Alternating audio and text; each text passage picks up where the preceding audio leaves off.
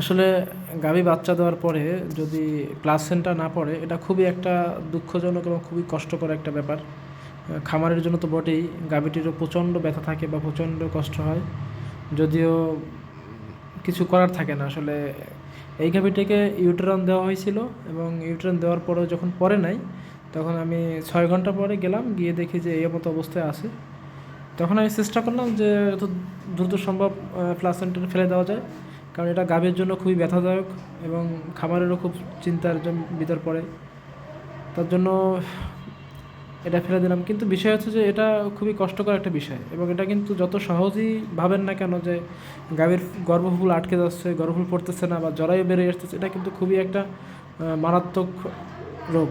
এবং এই রোগের ফলে পরবর্তীতে দেখা যায় অনেক সময় গাভী হিটে আসতেছে, কনসেপ্ট করতেছে না, অনেক সময় পরবর্তী কনসেপ্ট করার পর বাচ্চা পড়ে যাচ্ছে, এরকম কিন্তু অ্যাভেলেবেল হয়। এবং এর কারণ হচ্ছে যে এই যে গাভীর শরীরে ভিটামিন মিনারেলের অভাব থাকে, ক্যালসিয়ামের অভাব থাকে, আয়রনের অভাব থাকে। গাভীর চেহারা যদিও খুব সুন্দর থাকে, চেহারা ভালো আছে, কিন্তু ভিতরে যে ভিটামিন মিনারেল বা খনিজের অভাব থাকে, সেই অভাবগুলো তো কোনোভাবেই পূরণ হচ্ছে না। আপনি গাভীর সুষম খাবার দিচ্ছেন, ঘাস দিচ্ছেন, কিন্তু আপনি যদি পর্যাপ্ত পরিমাণ মিনারেল, ভিটামিন, খনিজ পদার্থ না দেন, তাহলে অবশ্যই এরকম সমস্যা হতে পারে।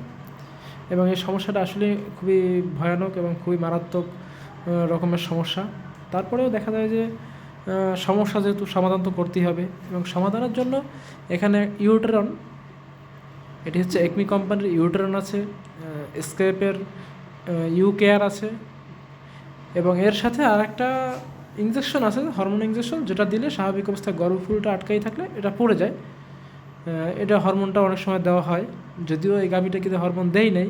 এই গাভীটাকে শুধুমাত্র ইউট্রন 450 ml দুই বোতল খাওয়ানো হয়েছে, কিন্তু যখন পরে নেই তারপরে খামারি আমাকে বললো, এবং গাভী বাচ্চা দিয়েছে, 24 ঘন্টা ওভার হয়ে গেছে এবং প্রচুর দুর্গন্ধ আসতেছে যে খামারে সবার, এবং গাভীও খুব অসুস্থ হয়ে পড়তেছে। এই কারণে খামারি আমাকে ফোন করে দ্রুত বললো, যদিও খামারটার সব কিছু দেখাশোনা আমিই করি, বা কখন কি হচ্ছে, কোথায় কি, সবসময় মালিকের সাথে আমার সাথে কথা হয়।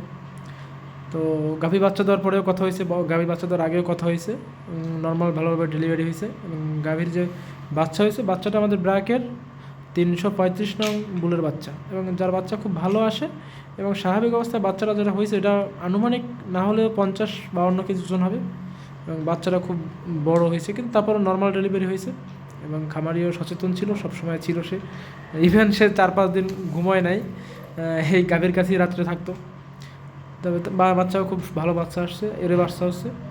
কিন্তু যখন ফুল না পড়লো, তখন পরবর্তীতে আমার যখন খামারি কল দিল, আমি বললাম ইউটেরন খাওয়ানোর জন্য এবং 2টা খাওয়ানোর জন্য। যেহেতু গাভী অনেক বড়, প্রায় 600 কেজি প্লাস ওয়েট আছে, সেক্ষেত্রে ডাবল দিতে বললাম, ডাবল দিলেও কাজ হলো না। তখন 4-5 ঘন্টা হয়ে গেছে, পরবর্তী যখন কাজ হয়নি, পরে আমি আসলাম এবং এসে পুনরায় আবার ইউটেরন দিলাম। ইউটেরন দিয়ে এবং আধা ঘন্টার মতো পরে এই যে গাভীর মানে ভিতরে যত ফুল ছিল, ফুলটা আমি সাবধানের সহিত ভিতরে হাত দিয়ে অনেক অনেক ধৈর্যের সাথে বের করলাম। যদিও এটা বের করাটা আপনাদের কাছে দেখে সহজ মনে হতে পারে, কিন্তু আসলে এটা খুবই কঠিন এবং খুবই কষ্টকর একটা কাজ।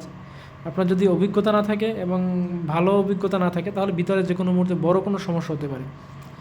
আর যেহেতু আমার অভিজ্ঞতা আছে, বা পূর্বে এরকম প্রচুর গরুর এরকম ফুল ফেরাইছি, সেক্ষেত্রে আমার কাছে খুবই সহজ এবং খুবই নর্মাল একটা বিষয়। যাই হোক, গাভীটি ফুলটা ফেরাই দিলাম, গাভীটি দ্রুত